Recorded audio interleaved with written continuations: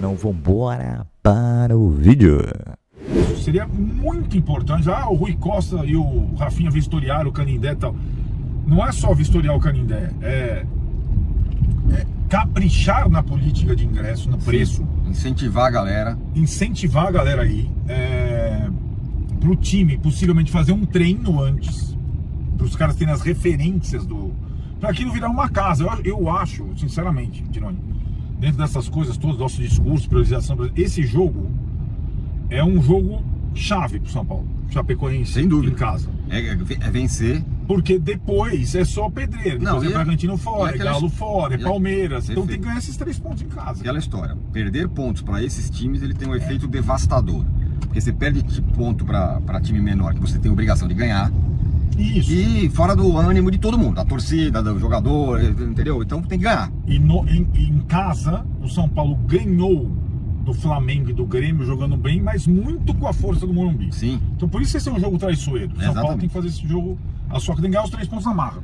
Perfeito. E assim, tudo bom com vocês? Pois é, estamos ao vivo, ao vivaço, neste sabadão, dia 7 de março de 2026, agora exatamente 15 horas e 35 minutos no meu relógio, aqui no horário de Brasília. Essa vinheta aí, Flávio, era do programa que a gente fez anterior, que a gente entrevistou o Nilson César aqui na quinta-feira.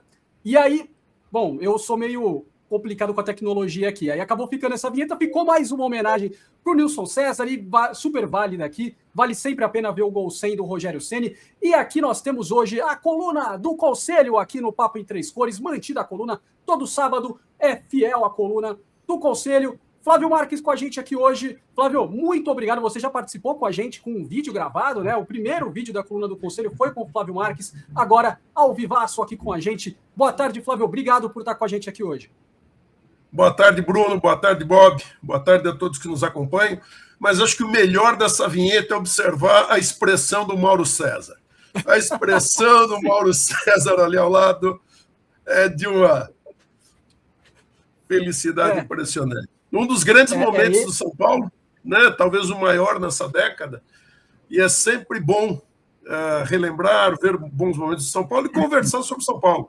Então, eu agradeço o convite de vocês, agradeço a oportunidade, né? Já é a segunda vez que estamos participando, primeira vez em vídeo gravado, e dessa vez aqui em live, com audiência sempre qualificada. Um prazer participar. Obrigado, Flávio. E para fazer essa entrevista especialíssima comigo, tenho novamente a luxuosíssima companhia do meu amigo Bob. O Nilson falou que nós fazemos a dupla BB. Vamos manter essa então, Bob? Dupla BB aqui hoje? Dupla BB na área, um abraço para todo mundo, bom sábado, obrigado, Flávio, pela disposição aí. Vamos falar muito de São Paulo hoje, da parte mais diretoria, conselho, enfim. Perfeito. E eu já convido todos que estão chegando aqui com a gente para fazerem essa live com a gente. Compartilha, vamos dar essa moral para a mídia alternativa São Paulina. Nós somos um canal novo, nós estamos chegando a 2 meses de canal. O Papo em Três Cores em crescimento, em franco crescimento. Então vamos dar essa força. Deixa o seu like aqui para a gente, não custa nada. Senta o dedo no like. Compartilha essa live aqui com o amigo, com o inimigo, com a vovó, com o vovô, com o tio do churrasco, com o tio do pavê, a tia que fica no portão também conversando lá, batendo um papo. Para todo São Paulino, para quem interesse esse conteúdo, e é um conteúdo para lá de importante, porque a conversa hoje vai ser sobre conselho, sobre o administrativo do São Paulo Futebol Clube. Então a gente vai conversar com o Flávio Marques. Hoje eu vou passar aqui já o Flávio Marques para destaque, porque aqui o convidado sempre fica em destaque na entrevista, Flávio. E eu já vou trazer uma primeira pergunta aqui para a sua primeira participação. Nessa última semana a gente divulgou um conteúdo porque muito pouco tem se falado do FIDIC atualmente, né, Flávio? Foi um assunto que tomou conta praticamente das pautas do São Paulo desde lá do fim de 2024, o ano passado inteiro, então, principalmente. E aí esse ano parece que ficou meio de escanteio ali perante os outros assuntos que tomaram frente aí, porque foi uma crise institucional pesada que o São Paulo passou aí no final de 2025 e começo de 2026. E a gente fez uma publicação sobre o FIDIC, até com o seu apoio, agradeço o apoio. Você tem atualizações sobre o FIDIC, né, Flávio? Conta pra gente como é que anda esse fundo. Bom, Bruno, o fundo em si, ele funciona bem. Ele é uma antecipação de recebíveis, então o que isso quer dizer, né, para que a audiência possa acompanhar. O São Paulo tem vários contratos de longo prazo, patrocínios, contratos de transmissão, as próprias contribuições associativas dos sócios. Então, são todas receitas garantidas de longo prazo. Então, o FDIC, basicamente, fundo de investimento em direitos creditórios, o São Paulo cede os direitos desses recebíveis, desses valores a receber no futuro, e recebe um dinheiro em antecipação. Então, é um conceito simples e que foi vendido na época, e esse FDIC foi votado no Conselho Deliberativo dia 1º de outubro de 2024, foi colocado ali como se fosse seus problemas acabaram. Chegou aqui o novo fundo que vai resolver magicamente os seus problemas. E o que se percebe, na verdade, é que agora a realidade ele teve alguma importância, ele ajudou de alguma forma o fundo, mas não na escala que se pretendia. Então, o custo financeiro, quando você antecipa receitas, na verdade você tem um custo financeiro, é o reverso, na verdade, ao invés de você pagar juros, você deixa de receber. Então, para exemplificar, vamos imaginar que eu tenha um título para receber de 10 milhões de reais daqui a exatamente um ano. O fundo chega para mim, vamos falar hipoteticamente, fala, olha, eu te dou 8 milhões agora. São 10 milhões, 8 milhões agora. E esse dinheiro, na verdade, esses 8 milhões, eles nem entram todos na conta do São Paulo, tem uma relação, São Paulo receberia 60% disso.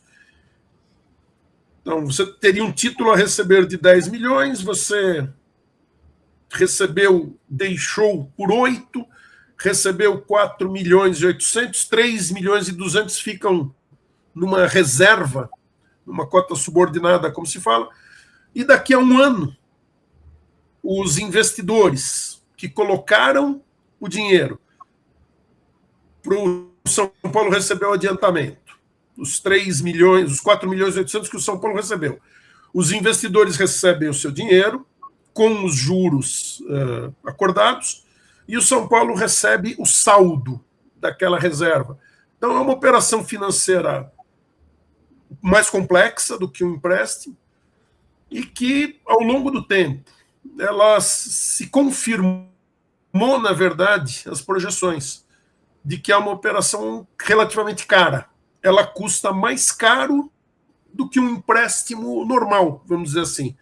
E ela custa mais caro porque tem toda uma administração, taxas de administração, taxas de gestão, taxa da CVM, taxas de auditoria. Então tem uma série de custos que aumentam o custo para o São Paulo, inclusive as comissões que são pagas dentro de uma normalidade no mercado financeiro para aquelas pessoas que vendem as cotas do FDIC. Então, foi uma alternativa, na época, adotada pela diretoria de então. Algumas coisas, havia uma previsão, num primeiro lançamento, de que se pudesse captar até 240 milhões. Na prática, foram captados pouco mais de 130, foram 135 milhões de captação, entre 240 possíveis, pouco mais de 50%. Em janeiro, abriu-se uma nova janela, com possibilidade para captação de mais 50 milhões. Entrou em janeiro um valor próximo de 20 milhões, 19 milhões e pouco, mais para 19 milhões. Num total, então, o São Paulo captou dinheiro para o São Paulo, 135 milhões de reais. Mas, para isso, teve que ceder, colocar em garantias, vamos dizer assim, junto ao fundo, 324 milhões de reais em recebíveis. Ou seja, é o dobro, até mais do que o dobro.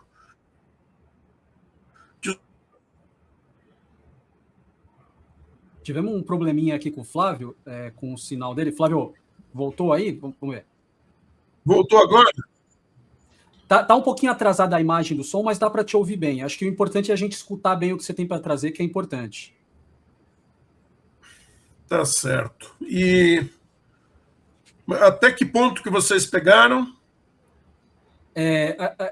Você estava fazendo o cálculo, falou que o São Paulo tinha dado 300 e alguma coisa como 324 garantido, né, milhões Isso. Em direitos creditórios que o São Paulo cedeu, com vencimentos ao longo dos 4 anos de vigência do fundo, que vai até novembro de 2028, e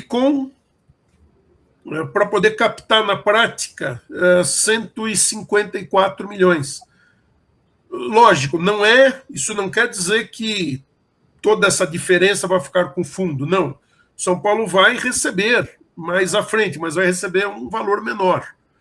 Então, o custo financeiro em si, a garantia que é dada, excede quase o dobro do que o São Paulo efetivamente capta para o caixa. Envolve o gramado, que é o estádio, é a possibilidade de termos um novo patrocinador no naming right. Confere, o acordo com a BIS vai até quando, Alex? Então, o acordo do São Paulo com a Mondelez vai até dezembro deste ano. E eu até conversei com uma pessoa da Mondelez, que tem sempre me falado sobre essa relação, e pelo que eu pude entender de conversa, ele não quis ser áspero, mas ele falou que praticamente não deve renovar, que a relação, o custo-benefício da empresa não foi muito bacana, eles querem retirar também o campinho ali do futebol, então eles querem focar em outras ações, e, né, querendo ou não, os últimos acontecimentos também, até essa pessoa me deu um exemplo, manchetes dos jornais estavam venda de camarotes ilegais no estádio do Morumbis. Então, a empresa entende que não deve dar seguimento, que vai cumprir o contrato, não vai ter quebra de contrato nem nada nesse sentido, mas que vai manter esse contrato até dezembro deste ano. Só que aí o que acontece? Já na temporada passada, o Casares, que ele estava sempre tentando, né, com os patrocinadores, com os parceiros, renovar até o centenário. E aí ele entrou em contato com a Mondelez para, e aí, vamos conversar para uma renovação, a gente quer manter vocês, até quem sabe um centenário. E aí ele já viu que já uma sinalização não tão positiva assim da Mondelez. E aí ele já começou, junto com o Tony, a ver no mercado algumas possibilidades, já visando até o pós-mandato dele. E aí ele tinha uma boa relação, ou tem uma boa relação com o pessoal da BID. E aí surgiu essa ideia, eles apresentaram essa ideia, a empresa chinesa se mostrou favorável com a ideia, e aí seria esse Morumbid ou Morumbid, e aí eles se interessaram pela ideia, e aí ficou-se ali de depois, né, começarem a conversar de uma forma mais forte para quem sabe fechar contrato. Até o São Paulo já tinha até pensado nos valores que toparia fazer. Hoje a Mondelez dá 25 milhões de reais por ano para ter direito ao nome Morumbis. E aí a gestão Casares tinha feito ali um cálculo de que o ideal por 5 anos seria algo em torno de 35 milhões de reais anuais com a BID. Só que aí não chegou a ser uma contratação, uma negociação de fato, vamos sentar, conversar bonitinho. Foram mais conversas informais, até por respeito ao contrato que tinha vigente com a Mondelez. E aí agora surge essa informação, a gestão Maciz afirma que até agora, para eles, não chegou absolutamente nada, e que eles até entendem que, claro que para uma próxima gestão isso pode acontecer, mas agora para o Maciz não chegou nada nesse sentido, mas até as pessoas de mercado ali do São Paulo, o pessoal do marketing entende que aquelas conversas tinham sido positivas com a BID e que a tendência é, num futuro não muito distante, a própria empresa voltar a chamar o São Paulo, o próprio departamento de marketing, chamar novamente a BID para conversar, para tentar reatar aquelas conversas que aconteceram ainda na gestão Casares. Então é algo, assim, pelo meu feeling, que eu entendi conversando com as pessoas, é algo que, por agora, não tem nada, mas que houve essa conversa, houve esse papo, e a ideia seria ali, lá no meio do ano, voltar a conversar, para quem sabe ter esse nome, Morumbi ID ou Morumbid, porque eles entendem que é uma sacada interessante, é uma empresa renomada, é uma empresa que quer expor a sua marca, e que poderia ser bom para todo mundo, e aí seria um contrato até o final do centenário do clube. Então, não é fechado, tá, gente? Não dá para cravar ainda, mas é bem plausível que essas conversas sejam retomadas no futuro aí não muito distante.